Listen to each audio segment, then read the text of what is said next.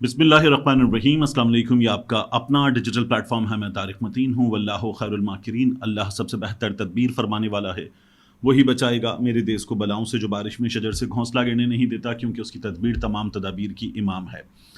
عمران خان صاحب کے حوالے سے جو منصوبہ سامنے آ رہا ہے، جو تیاری سامنے آ رہی ہے عمران خان صاحب کے مخالفین کی، نون لیگ کی حکومت کی، اس منصوبے میں عمران خان صاحب کو کم سے کم 5 برس اندر رکھنے کا پلان ہے۔ لیکن میری ایک دو پاکستان تحریک انصاف کے رہنماؤں سے سلسلے میں بات ہوئی، ان کا یہ کہنا ہے کہ مجرم اگر عمران خان اندر رہتے ہیں تو پاکستان تحریک انصاف کی صفوں میں ہی ہے۔ یہ پاکستان تحریک انصاف کے لوگوں کا کہنا ہے۔ انہوں نے اپنا نام ظاہر نہ کرنے کی شرط پر یہ بتایا کہ وہ اس مجرم کا نام بھی بتا دیتے ہیں، لیکن ان کا نام ظاہر نہ کیا جائے۔ میں نے کہا پھر آپ یہ نام لیجئے، اگر آپ کو لگتا ہے کہ یہ آپ کے لیڈر کے معاملے میں مجرم ہے تو پھر آپ نام لیجئے۔ انہوں نے کہا یہ بھی آپ کو بتا دیتے ہیں کہ ہم نام لیتے ہوئے اپنا نام کیوں نہیں سامنے لانا چاہتے، ہم خود سامنے آ کر یہ بات کیوں نہیں کرنا چاہتے، یہ بھی انہوں نے بتا دیا ہے۔ اہم ترین کچھ چیزیں ہیں آپ کے سامنے میں تمام کی تمام رکھ دیتا ہوں۔ احسن اقبال صاحب کی جو گفتگو ہے اور جو ڈان نے ہیڈ لائن بھی لگائی ہے کہ لوگ آ کر ہم سے کہہ رہے ہیں، ڈان اخبار نے، اس میں یہ لکھا ہوا ہے کہ لوگ اگر ہم سے کہتے ہیں کہ اگر کنٹینیوٹی جاری رکھنی ہے، اگر اکنامک اسٹیبلٹی چاہیے، اگر پاکستان کو آگے لے کر جانا ہے، تو احسن اقبال صاحب کہتے ہیں کہ لوگ ہم سے آ کر کہہ رہے ہیں، کاروباری لوگ، دیگر لوگ ہم سے آ کر کہہ رہے ہیں کہ عمران خان کو 5 برس کے لیے اندر رکھیے۔ اب احسن اقبال صاحب کی اس سٹوری میں آگے کافی کچھ ہے، لیکن فواد چودھری صاحب نے جب ان کو ٹویٹر پہ ٹیک آن کیا تو وہ کہنے لگے کہ یہ نون لیگ کی حکمت عملی نہیں ہے، یہ تو ہم سے لوگ آ کر کہہ رہے ہیں، اور یہ جو ہے وہ سوچ ہے، یہ نون لیگ کی سیاسی حکمت عملی نہیں ہے۔ احسن اقبال صاحب نے ٹویٹر پہ ان کو یہ جواب دیا۔ احسن اقبال صاحب سے جو گفتگو صحافیوں نے سوالات کی شکل میں کی اور انہوں نے جو جوابات دیے، اس میں کیا نکلا ہے؟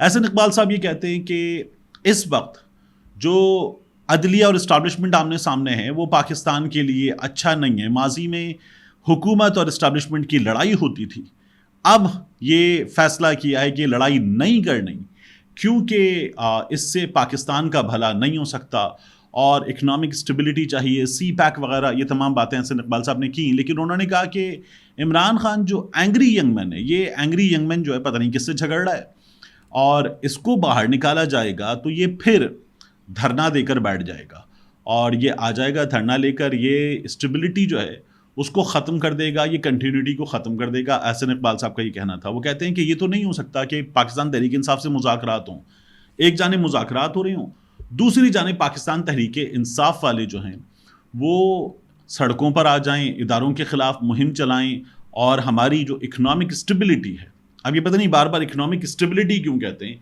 کیونکہ اس وقت جو حالات ہیں ان حالات میں اکنامک اسٹیبلٹی کی احسن اقبال صاحب ڈیفینیشن یہ بتا رہے ہیں کہ ملک چل پڑا ہے، لیکن آپ ایک عام آدمی سے پوچھ لیجئے تو آپ کو جواب دے گا کہ اس کی زندگی کا کیا حال ہوا ہے، اور یہ جواب اس سے اب جب جون آ جائے گا تب مانگا جائے گا تو آپ کو زیادہ بہتر جواب ملے گا۔ متوسط طبقے کے بجلی کے بل 60-70 ہزار روپے مہینہ سے اوپر ہو چکے ہیں۔ یہ مڈل کلاس لوگوں کا حال ہے۔ لوور مڈل کلاس لوگوں کے بجلی کے بل 30 ہزار روپے سے اوپر ان کی پسلی ہی نہیں ہے کہ وہ یہ بل دے سکیں۔ پھر اس کے بعد دیگر بلز ہیں، پھر اس کے بعد پیٹرولیم لیوی جو آپ بڑھا رہے ہیں، پھر دیگر چیزیں ہیں۔ ان تمام چیزوں کو جب آپ ملا لیں گے اور نئے ٹیکس ریٹ کو ملا دیں گے تو اس عام آدمی کے ساتھ ہوگی کیا، اس کا اندازہ جولائی میں اس حکومت کو بھی ہو جائے گا، جس کے بارے میں تجزیہ کار کہہ رہے ہیں کہ پاکستان میں انقلاب مشکل لگتا تھا، لیکن لگتا یہ ہے کہ نون لیگ کی یہ حکومت انقلاب لا کر رہے گی، ان کی پلاننگ ہے۔ تو نون لیگ والے یہ جو وزیر خزانہ اورنگزیب صاحب کا بجٹ ہے، اس بجٹ سے نون لیگ والے کہہ تو رہے ہیں کہ یہ بہترین بجٹ ہے، یہ زبردست بجٹ ہے، اور اورنگزیب صاحب خود کہہ رہے ہیں کہ آئی ایم ایف کی ہدایات کی روشنی میں تیار کیا گیا ہے، لیکن ان کو ماننے کی نون لیگ کی اگر آپ حالت دیکھیں تو وہ یہ ہے کہ جو ایکنک ہے اس کے نیچے، یعنی جہاں پاکستان کے سب سے بڑے اقتصادی فیصلے ہوں گے جس کی سربراہی وزیر اعظم صاحب کرتے ہیں، چاروں وزرائے اعلیٰ اس کے ممبر ہیں، وہاں اس کے نیچے جو کمیٹی ہے، سب کمیٹی، اس کی سربراہی ٹریڈیشنلی پرنسپلی ہوتی ہے وزیر خزانہ کے پاس۔ لیکن وزیر خزانہ محمد اورنگزیب صاحب کو یہ سربراہی دینے کی بجائے شہباز شریف صاحب نے کیا کیا، اس کی سربراہی اپنے پاس رکھ لی ہے۔ اسحاق ڈار صاحب کا ویسے ہی ہمیں بار بار نظر آتا ہے کہ ایک عدد انفلوئنس اس حکومت پر ہے اور وہ ناکامی کہ وہ وزیر خزانہ نہیں بن سکے، وہ ناکامی جو ہے اس کو بار بار نون لیگ جو ہے وہ دھونے کی کوشش کر رہی ہے، اور اس کوشش میں نون لیگ کا پھڈا ہو جائے گا پاور ڈیٹ بی سے۔ اب جب یہ ہوگا تو نون لیگ کیا کرے گی؟ یعنی محمد اورنگزیب صاحب کو اس سے پہلے آپ نے کئی دفعہ نکالا مختلف جگہوں سے اور پھر وہ واپس آئے، محسن نقوی صاحب سے آپ نے کئی دفعہ بھیڑنے کی کوشش کی، پھر احساس ہوا کہ غلط جگہ بھیڑ گئے ہیں، پھر حکومت، پوری حکومت ایک وزیر داخلہ ایک آدمی کے سامنے سے واپس آئی، پسپا ہوئی۔ تو یہ اس وقت اگر ان لوگوں کی حالت ہے، یہ پلان ہے، تو اس پلان میں جہاں یہ کہتے ہیں کہ اب اسٹیبلشمنٹ سے جھگڑا بھی نہیں کرنا، عمران خان کو 5 سال اندر رکھنا ہے، جوڈیشری کو سمجھنا چاہیے کیا ہو رہا ہے۔ اس پلان میں پاکستان تحریک انصاف کیا کر رہی ہے؟ جب میری یہ 2 لوگوں سے بات ہوئی، میں نے اس سے پہلے بھی آپ کو ایک بار بتایا تھا، میری 6 لوگوں سے پاکستان تحریک انصاف کی بات ہوئی، اور ان تمام لوگوں نے 2 لوگوں کو براہ راست، تیسرے کو حصے دار مجرم قرار دیا۔ یہ تھے حامد خان صاحب کے ساتھ بیرسٹر گوہر صاحب، اور انڈائریکٹلی انہوں نے تیسرے کو مجرم قرار دیا، کم حصہ ان کا، علی ظفر صاحب۔ اب کی بار بھی یہ دونوں رہنما پاکستان تحریک انصاف کی جن سے میری بات ہوئی، عمران خان صاحب کو 5 برس کم از کم اندر رکھنے کا پلان اس بات پر، تو ان کا یہ کہنا تھا کہ یہ ممکن نہیں ہے کہ عمران خان کو اندر اتنے عرصے رکھا جا سکے، کیونکہ دنیا دیکھ رہی ہے، تبدیلیاں آ رہی ہیں، اور اپوزیشن کے بغیر یہ چل نہیں سکتا معاملہ، اور اپوزیشن بھی ہم تو ہیں نہیں، اپوزیشن تو نون لیگ ہوگی کیونکہ الیکشن تو ہم جیتے ہیں، اور اپوزیشن لیڈر ہوگا پیپلز پارٹی کا، کیونکہ نون لیگ کی سیٹیں تو تیسرے نمبر پر ہیں۔ پاکستان تحریک انصاف والوں کو یہ کہنا ہے۔ میں نے کہا اس کے لیے تو آپ کو جو لیگل بیٹل لڑنی ہے وہ لڑنے کے لیے آپ تیز کریں۔ انہوں نے کہا مجرم نہیں لڑنے دے رہا۔ میں نے کہا پھر مجرم کون؟ وہی جس کا نام آپ لوگ پہلے بھی لے چکے ہیں۔ انہوں نے کہا جی حامد خان صاحب۔ حامد خان صاحب مجرم ہیں۔ یہ لڑائیاں ہماری سپریم کورٹ آف پاکستان میں قاضی فائز عیسیٰ صاحب کے سامنے ناکام ہو رہی ہیں۔ قاضی فائز عیسیٰ صاحب ہماری درخواستیں نہیں لگا رہے، اور ہمارے مقابلے میں جو درخواست آتی ہے وہ بھی لگا رہے ہیں۔ تو جو حامد خان صاحب ہیں وہ اپنی کروڑوں کی وکالت اس کو بچا رہے ہیں، اور حامد خان صاحب جو ہیں وہ مجرم ہیں۔ ان کے ساتھ ساتھ ان کا یہ کہنا ہے کہ بیرسٹر گوہر صاحب، جنہیں اس سلسلے میں جبکہ وہ چیئرمین بنا دیے گئے عمران خان صاحب کی جانب سے، سب سے بڑا رول پلے کرنا چاہیے، وہ بیرسٹر گوہر صاحب بھی کمپرومائزڈ ہیں، وہ بھی رول پلے نہیں کر رہے، وہ رول جو ان کو پلے کرنا چاہیے۔ میں نے کہا تو پھر عمر ایوب صاحب کس مرض کی دوا ہیں ان لوگوں سے؟ انہوں نے یہ کہا کہ عمر ایوب صاحب جو ہیں وہ تھوڑی بہت ایفرٹ کر رہے ہیں، یہ بھی وہ ایفرٹ نہیں ہے جو عمر ایوب صاحب کو کرنی چاہیے۔ میں نے کہا وہ ایفرٹ کریں گے تو عمر ایوب صاحب جیل میں، کارکنوں کے سروں پر پولیس کا لاٹھی چارج، اور پھر اس کے بعد کارکن جیل میں، یہ 1 سے 2 بار ہوگا، اس کے بعد پھر مزید لوگ نکلنا چھوڑ دیں گے، تو کیا کریں گے؟ انہوں نے کہا یہ کرنا پڑے گا، اس کے بعد مزید لوگ نکل سکتے ہیں، لیکن اگر یہ نہیں کریں گے تو پھر آپ کوئی نوٹسبل چیز بھی نہیں کر پائیں گے اور فائدہ بھی نہیں ہوگا۔ ان کا یہ کہنا ہے کہ حامد خان صاحب اپنی وکالت بچا رہے، بیرسٹر گوہر صاحب کمپرومائزڈ ہیں، علی ظفر صاحب کو بھی کوشش کرنی چاہیے، قاضی فائز عیسیٰ صاحب سے انہوں نے اپنی دوستیاں اور اپنے بہترین تعلقات جو ہیں ان کی وجہ سے صورتحال کو یہاں تک پہنچایا ہے، اسی لیے یہ حالات ہیں، اور اگر یہ ایسے ہی رکھیں گے تو پھر عمران خان صاحب کے لیے مشکل صورتحال ہے۔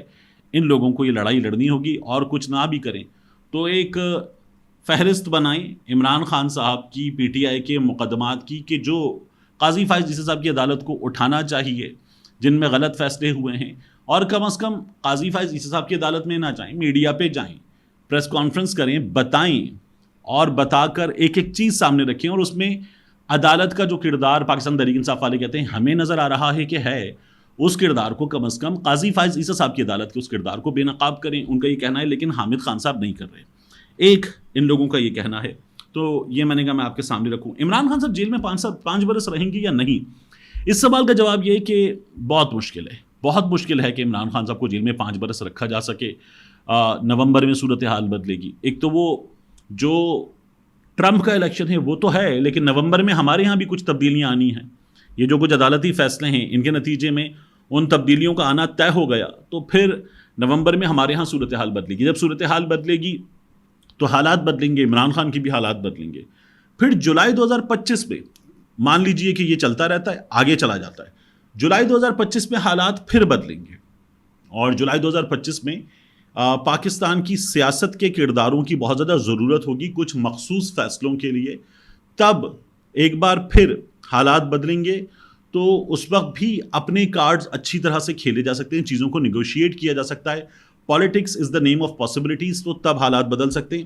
لیکن پاکستان تحریک انصاف کے لوگوں کو, جو اس وقت حکومت میں بھی آ چکے, جو اس وقت عہدے لے چکے, جو اپوزیشن کا عہدہ ہو یا خیبر پختونخوا میں حکومتی عہدہ ہو, تمام چیزیں ہوں, وہ سب کچھ حاصل کر چکے. تو انہیں عمران خان کے لیے فل فلیج ایفرٹ کرنے کی ضرورت ہے. وہ ایفرٹ ہوتی ہوئی نظر نہیں آ رہی. اب مخصوص نشستوں کا جو فیصلہ ہے, جو اس تمام صورتحال سے بھی جڑا ہوا ہے, اس کے حوالے سے ایک پلان مسلم لیگ نون کا یہ بے نقاب کیا فاروق ستار صاحب نے. فریحہ ادریس صاحبہ کے شو میں تھے فاروق ستار صاحب. وہاں پر فاروق ستار صاحب نے یہ کہا کہ ہم نے تو نون لیگ کے لوگوں سے کہہ دیا کہ یہ جو مخصوص نشستیں آپ کی نہیں بنتی, ہماری نہیں بنتی, یہ پاکستان تحریک انصاف کو, سنی اتحاد کونسل کو ہم دے دیتے ہیں, یہ ہمیں نہیں لینی چاہیے. تو یہ ہم نے ان کو مشورہ دیا, لیکن نون لیگ نے منع کر دیا. فاروق ستار صاحب کہتے ہیں کہ نون لیگ والے کہتے ہیں کہ ہمارے کچھ پلانز ہیں, ان پلانز کو پورا کرنا ہے, اس لیے ہمیں یہ مخصوص نشستیں واپس نہیں کرنی, ہم ان کے لیے فائٹ بھی پوری کریں گے اب بھی عدالت میں. تو فاروق ستار صاحب یہ بات کر رہے تھے. اب یہ پلانز کیا ہیں مخصوص نشستوں کے کیس میں؟ ایک پلان تو ظاہر ہے کہ سیدھا سیدھا ہے, یہ مسلم لیگ نون کو اگر اور ان کے اتحادیوں کو واپس مل جاتی ہیں, یہ جو معطلی ہوئی ہے ختم ہو جاتی ہے اور یہ ان کو واپس مل جاتی ہیں, پی ٹی آئی سنی اتحاد کونسل ان سے محروم ہو جاتی ہے, تو پھر قاضی فائز عیسیٰ صاحب کی توسیع بھی ہے. پھر اس کے بعد جولائی 2025 کے معاملات بھی ہیں جن کی میں آپ سے بات کر رہا ہوں, اور بھی کچھ چیزیں ہیں, کچھ ایسے قوانین کے جن کے ذریعے جبر کی اس فضا کو مزید زہر آلود بنا دیا جائے, تو یہ بھی پلان ہے. تو یہ تمام چیزیں ہیں, ان تمام چیزوں کے ذریعے اپنے پلان پر عمل درآمد کیا جائے گا. اب یہ ہمارے سامنے صورتحال ہے. اس کے علاوہ قاضی فائز عیسیٰ صاحب کی ملاقات ہوئی کل, حسنات ملک صاحب نے خبر دی ہے لاہور ہائی کورٹ کے چیف جسٹس شہزاد ملک صاحب سے, اور یہ ان کو بلایا گیا تھا سپریم کورٹ آف پاکستان کی جانب سے بلایا گیا تھا. ظاہر ہے کہ قاضی فائز عیسیٰ صاحب کے دفتر سے بلایا جا سکتا ہے, تو یہ ان کو بلایا گیا, وہ گئے, ملاقات ہوئی. اب اسٹیبلشمنٹ کے حوالے سے وہ جس طرح کی تقریر کر چکے ہیں, اس طرح کی تقریر کے بعد بہت ایسی صورتحال ہے جس میں ممکن ہے کہ ان سے بات ہوئی ہو, میں کہہ رہا ہوں ممکن ہے, اور ساتھ ہی وہ سپریم کورٹ میں آئیں گے, اس سلسلے میں بھی بات ہوئی ہوگی.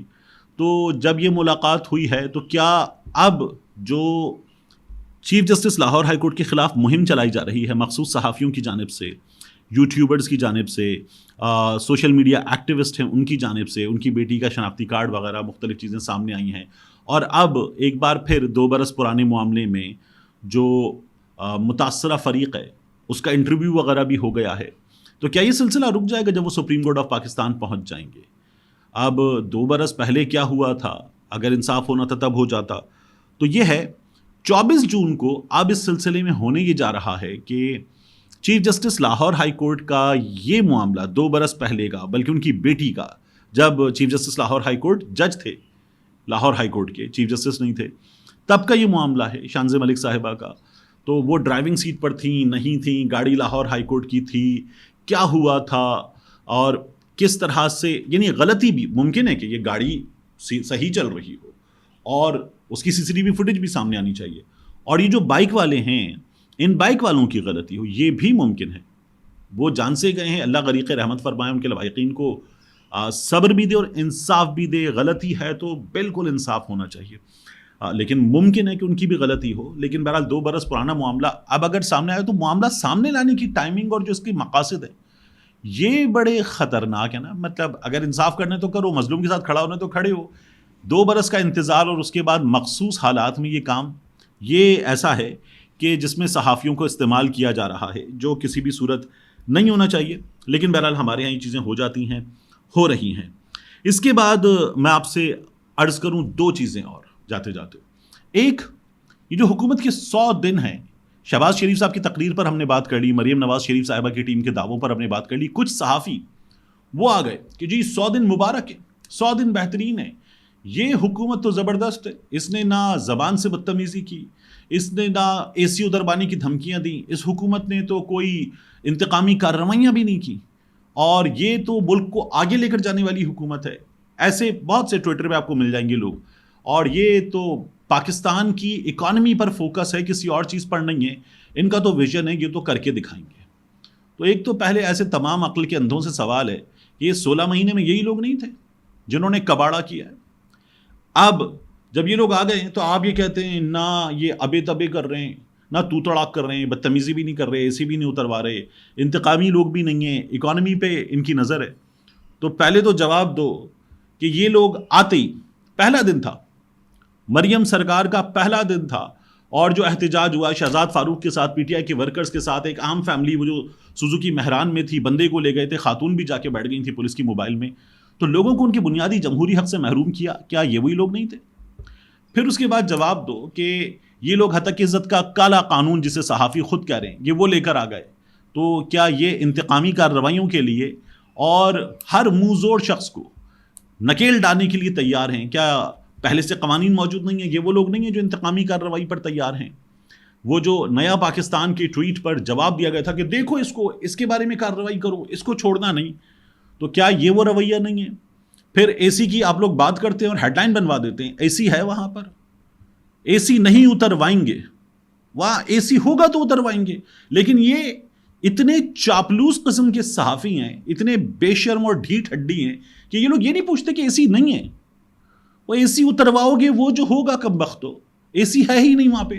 نہیں جی یہ حکومت اے سی نہیں اتروانا چاہتی، مطلب ان کی اپنی اتر گئی ہے لیکن ان کو وہ نظر ہی نہیں آ رہا، کہتے نہیں جی یہ حکومت اے سی نہیں اتروانا چاہتی. تو یہ بے شرم قسم کے لوگ ہیں یہ صحافی ہمارے، اور یہ اسی طرح سے لگے رہتے ہیں. ان کو یہ دوروں والے صحافی ہیں، یہ تصویروں میں سامنے نظر آ جائیں تو سر جھکا کے کھڑے ہو جاتے ہیں. مطلب حاکم وقت سے سوال کرو، بات کرو، وہ کوئی بات کرے اس کی بات پہ ہنس بھی سکتے ہو، لیکن ایسے سر جھکا کے کھڑے ہو جائیں گے جیسے ان کے سامنے ان کے نانا ابو کھڑے ہوئے ہوں. تو یہ وہ بے شرم صحافی ہیں. یہ انتہائی، ایک ہوتے تھے پہلے اٹھائی گیرے، یہ انتہائی اٹھاؤ گیرے صحافی ہیں. تو یہ اٹھاؤ گیرے صحافی یہی کر سکتے ہیں جو کر رہے ہیں، اور ان کا یہی طریقہ ہے. آخر میں جاتے جاتے جو ویژولز آ رہے ہیں غزہ کے مسلمانوں کی عید کے، وہ انتہائی تکلیف دہ ہیں. ان میں آپ دیکھیے کہ چاروں طرف ملبے کا ڈھیر ہے، اور ملبے کے اس ڈھیر پر ایک یقین ہے جو سجدہ ریز ہوتا ہے، ایک یقین ہے جو قیام میں کھڑا ہوتا ہے، ایک یقین ہے جو دو زانو معدب بیٹھتا ہے کہ ہم اس حال پہ راضی جس حال میں تو نے رکھا ہوا ہے. اور یہ یقین میرے آپ کے مسلم دنیا کے تمام لوگوں کے، حکمرانوں کے، امیر عساکر کے منہ پہ تماچا ہے. ملتے ہیں انشاءاللہ آپ سے اگلی ویڈیو.